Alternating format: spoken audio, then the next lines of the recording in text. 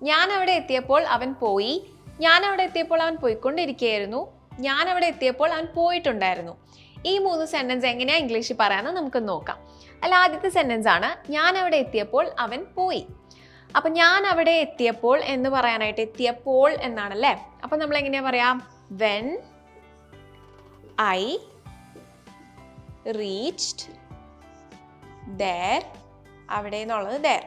When I reach there, അവൻ പോയി. അവൻ പോയി എന്നെങ്ങനെ പറയാം? സിമ്പിളായിട്ട് നമുക്ക് ഹീ ലെഫ്റ്റ് എന്ന് പറഞ്ഞാൽ മതി അല്ലേ. He left. അതിൻ്റെ അർത്ഥം ഞാൻ അവിടെ ചെന്നിട്ട് അവൻ പോയി. ഓക്കെ. ഇനി രണ്ടാമത്തെ സെൻറ്റൻസ് നോക്കിയേ. ഞാൻ അവിടെ എത്തിയപ്പോൾ അവൻ പോവുകയായിരുന്നു. അതായത് ഞാൻ എത്തുന്ന സമയത്ത് അവൻ പോയിക്കൊണ്ടിരിക്കുകയായിരുന്നു. എന്നെങ്ങനെയാണ് നമ്മൾ പറയാം?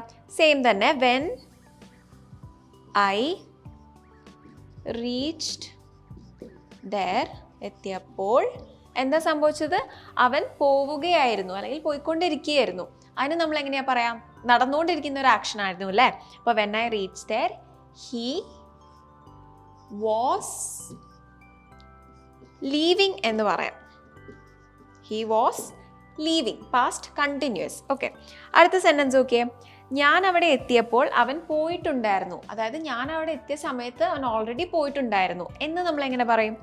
വെൻ ഐ റീച്ച്ഡ് there, എന്താ സംഭവിച്ചത്? പോയിട്ടുണ്ടായിരുന്നു എന്നാണല്ലേ.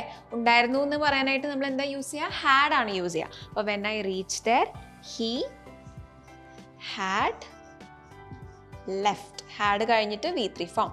he had left. Thank you. English Mithra. Stop worrying, start learning.